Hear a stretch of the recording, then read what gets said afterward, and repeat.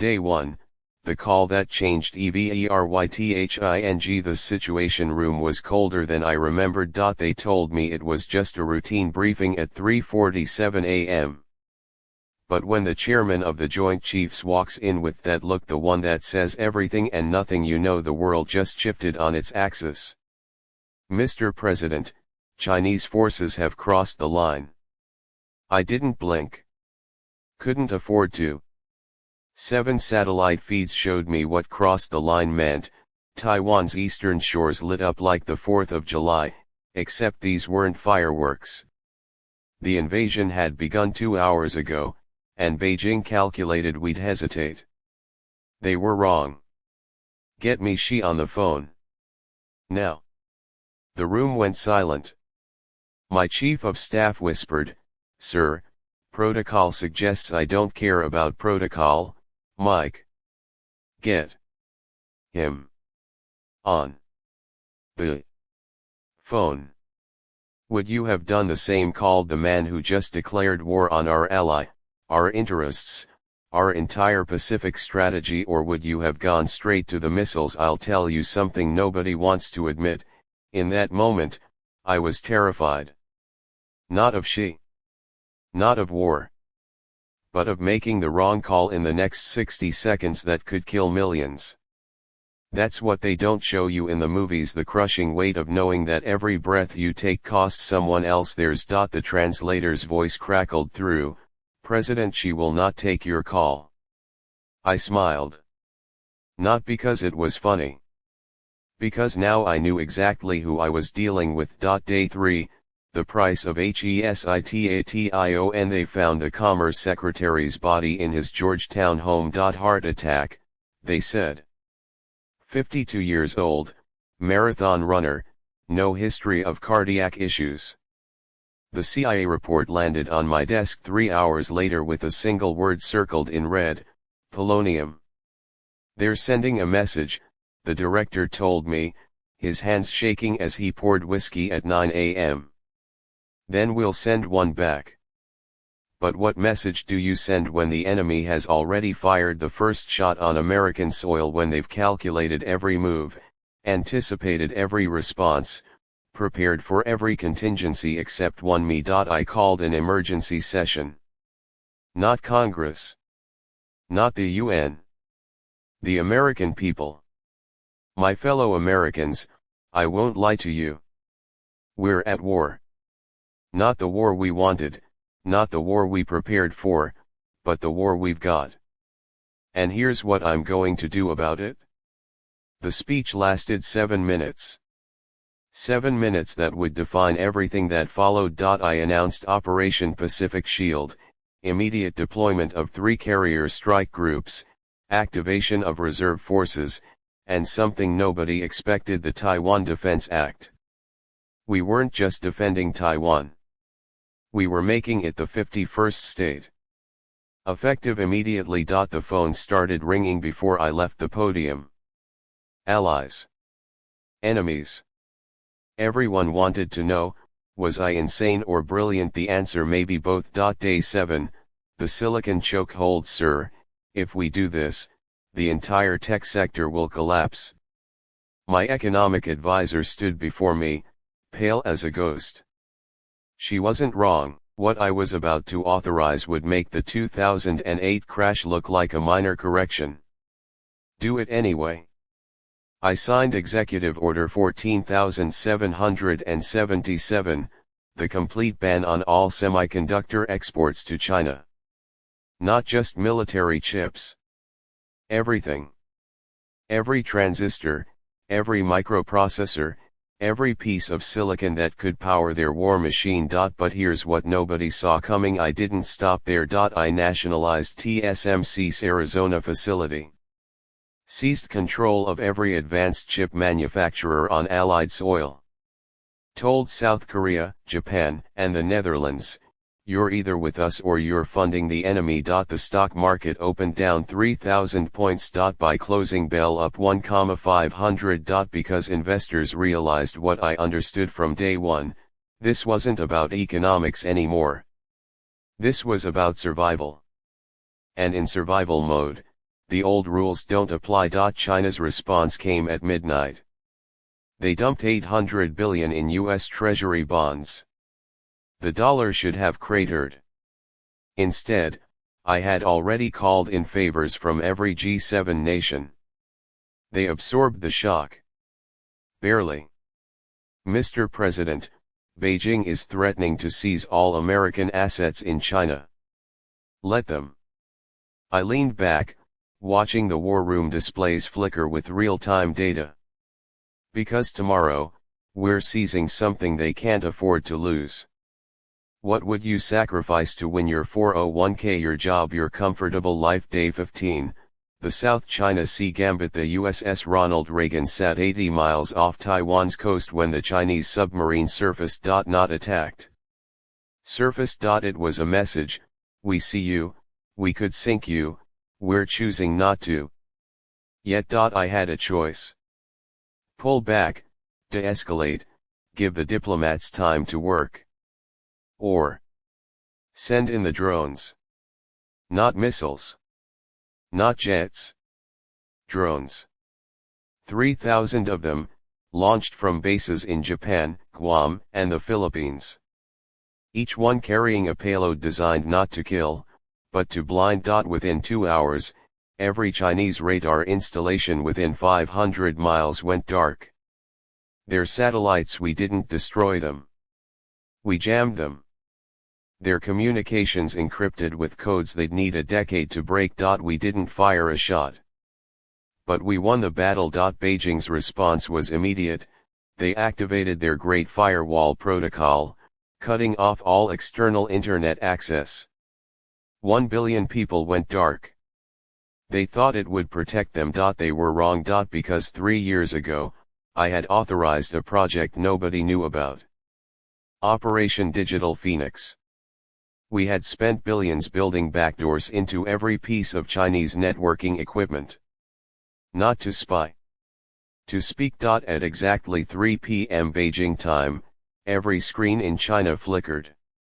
Then my face appeared. I spoke directly to the Chinese people. In Mandarin. Your government has lied to you. They started this war. They are willing to sacrifice you to maintain their power. But you have a choice.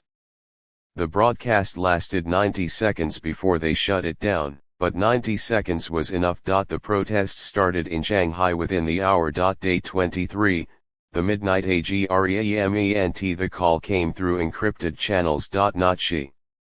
His defense minister. The one with actual power, actual control over the PLA. Mr. President, there is a way to end this. I listened. Not because I trusted him. Because in war, you listen to everyone. The proposal was simple: a 100-mile exclusion zone around Taiwan. Neither side enters. International monitoring. Ceasefire while we negotiate. It sounded reasonable. Too reasonable. What's the catch? Silence. Then, we keep the Spratly Islands. I laughed. Actually laughed.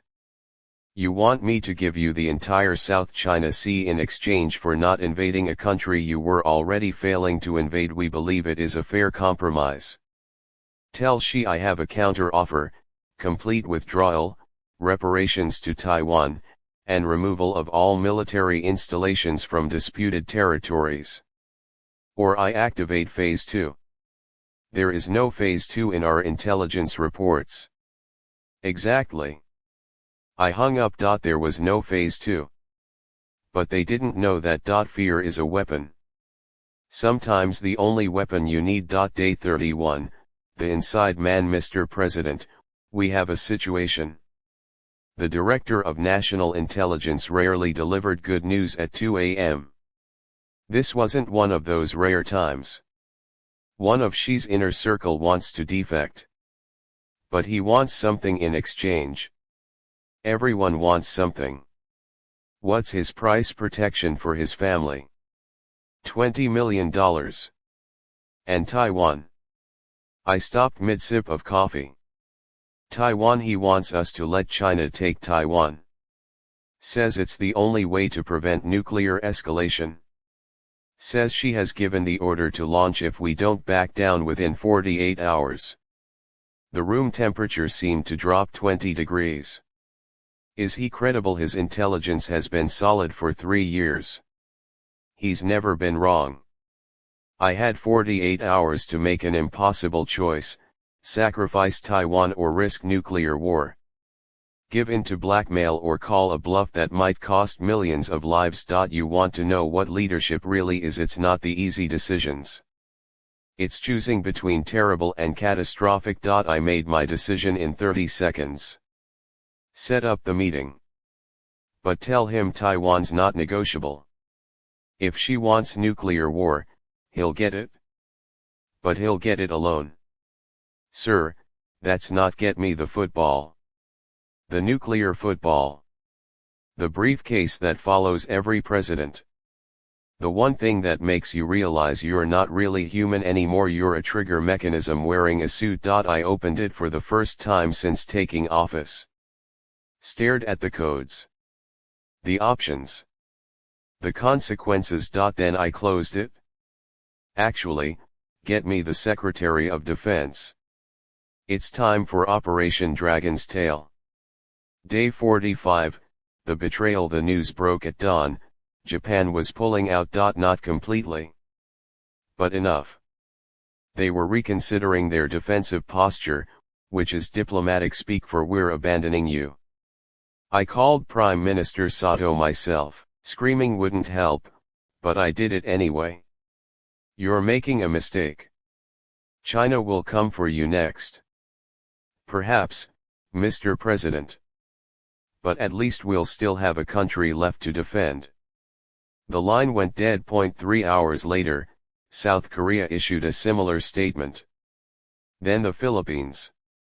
Dominoes falling exactly as she planned. My own party started turning on me. Senator McCarthy, supposed ally, supposed friend, went on Fox News calling for my resignation. The president has led us into an unwinnable war. It's time for cooler heads to prevail. Cooler heads. That's what they always want when things get tough. Surrender dressed up in diplomatic language. I sat alone in the Oval Office that night. Secret Service outside. Advisors gone. Just me and the portraits of the presidents who came before. Lincoln stared down at me. He understood. Sometimes doing the right thing means standing alone. My phone buzzed. A text from an unknown number: check your email. The evidence you need. A friend. I almost deleted it. Could be a trap. Probably was a trap. I opened it anyway. What I saw changed everything. Day 52, the evidence: bank records. Audio recordings. Video evidence. Senator McCarthy wasn't just calling for my resignation. He was on China's payroll. Had been for 18 months.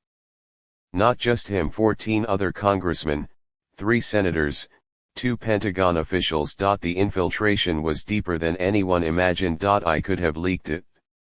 Destroyed them publicly. Watched them burn on every news channel from here to Beijing. I did something better. I called McCarthy directly. Put him on speaker with the entire National Security Council listening. Senator, I have your banking records from the Industrial and Commercial Bank of China. Care to explain the 4.7 million transfer from April? Silence. Beautiful, incriminating silence. I'm giving you one chance. 1. You either become my asset in their network, or I release everything to every media outlet simultaneously. You'll die in prison if you're lucky. If you're not, China will have you killed for failing. You're bluffing. Try me. I wasn't bluffing. I've never bluffed in my life. Every threat I've ever made, I've followed through on. It's why people fear me. It's why I win. McCarthy flipped within 6 hours. Started feeding us intelligence on every compromised official in Washington. The network was staggering. 53 people in positions of power, all working for Beijing. We didn't arrest them. Not yet. Instead, we fed them false information. Made them think they were still trusted. Turned their own intelligence network into our weapon. In chess, they call it a discovered attack. In war, we call it poetic justice. Day 67, the virus. Mr. President, we have a biological situation. The words every president dreads. The call that means everything just got exponentially worse. Chinese agents released a modified influenza strain in San Francisco. Highly contagious, not lethal, but severe enough to overwhelm hospitals. Casualties: 0 deaths so far. But 47,000 infected in 3 days. The city's shutting down. Biological warfare. The one line I thought even she wouldn't cross. I was wrong. My response had to be measured. Proportional. Strategic. I chose none of those things. Activate Operation Clean Sweep. Every Chinese national in sensitive positions gets detained. Every Chinese consulate gets closed. Every person of Chinese descent working in critical infrastructure gets interviewed by FBI counterintelligence. Sir, that's going to look like ethnic profiling. I don't care how it looks. I care that it works. The order went out at 6 p.m. By midnight, we had detained 3,847 individuals. By morning, the protests started. Fascist. They called me racist. They screamed. Maybe they were right. Maybe I crossed a line. But you know what we found? 147 active Chinese intelligence agents. Embedded in power plants, water facilities, telecommunications hubs. All waiting for the order to strike. We stopped them. Saved millions of lives. And yes, we violated the civil rights of thousands of innocent people in the process. That's the choice. The one nobody wants to make. The one that keeps me awake at night. Would you have done it differently? Would you have risked the grid going down, the water supply being poisoned, the infrastructure collapsing, all to avoid looking like the bad guy? I made my choice. I can live with it. The question is, can you? Day 78, the turning point. The satellite images showed something impossible. Chinese troops withdrawing. Not retreating, withdrawing. Organized, methodical, strategic. They're pulling back from Taiwan, the intelligence officer confirmed. All forward positions being abandoned. Victory maybe. Or a trap. What's the catch? We don't know, sir. But there's something else. The screen flickered. Showed a different image. North Korea. Missile launchers being moved into position. They're playing us, I realized. Pull forces from Taiwan, threaten from Korea. Make us choose which ally to defend. Classic misdirection. Except I had one advantage, I don't fall for misdirection. Get me President Yoon. And tell Stratcom to put 2B2S over the peninsula. I want Pyongyang to see them. Want Kim to understand that if one missile flies, North Korea ceases to exist. Sir, that's an escalation, it's a clarification. There's a difference. The bombers flew. The missiles stayed in their silos. And China's trap closed on empty air. Day 89, the OFFER. The letter arrived through Swiss intermediaries. Handwritten. In English. From Xi Jinping himself. Mr. President, we have both proven our strength. Both demonstrated our resolve. Perhaps now is the time to demonstrate our wisdom. I propose a summit. Just you and me. No advisors. No cameras. No witnesses. 1 hour to end this war before it consumes us both. Your choice. Every advisor told me not to go. Too dangerous. Too unpredictable. Too likely to be an assassination attempt. I went anyway. Day 93, the SUMMIT. The room was smaller than I expected. Neutral territory. Geneva. A hotel conference room that had probably hosted 1,000 corporate meetings. Now it would host the meeting that determined the fate of the world. She entered alone. No guards. No translators. Just him and me. We sat in silence for 30 seconds. Maybe a minute. Time moves differently when you're face to face with your enemy. You are not what I expected, he said finally. Perfect English. No accent. Funny. You're exactly what I expected. He smiled. Not friendly. Respectful. We cannot win this war, he stated. Not a question. A fact. Neither can you. So we both lose. Unless we both win, I finished. Different question, what does winning look like for you? China remains China. Taiwan remains Taiwan. And the world continues to spin. That's not winning. That's status quo. Sometimes status quo is winning, Mr. President. He wasn't wrong. But he wasn't completely right either. Here's my offer, Taiwan gets its independence. Formally. International recognition. But China gets the Spratly Islands. Economic development rights only, no military installations. You would give us the South China Sea, I'd give you a face-saving compromise that lets us both walk away alive. He considered it. I could see the calculations running behind his eyes. The political cost. The strategic value. The alternatives. My military will not accept this. Then replace your military. He laughed. Actually laughed. You Americans. Always so simple. Not simple. Decisive. There's a difference. We talked for another 40 minutes. Haggled over details. Drew lines on maps. Made promises we both knew might not survive the night. But by the time we shook hands, we had a deal. Day 100, the AFTERMATH. The war ended on day 94. The peace began on day 100. Taiwan declared independence. China didn't invade. The world didn't end. Stock market hit all-time highs. Oil prices stabilized. The protesters went home. I sat in the Oval Office, staring at the same portraits that had witnessed everything. Lincoln. Roosevelt. Kennedy. They understood. Sometimes the right decision looks like the wrong one. Sometimes peace costs more than war. Sometimes winning means knowing when to stop. My approval rating hit 64%. Higher than when I took office. They called me a hero.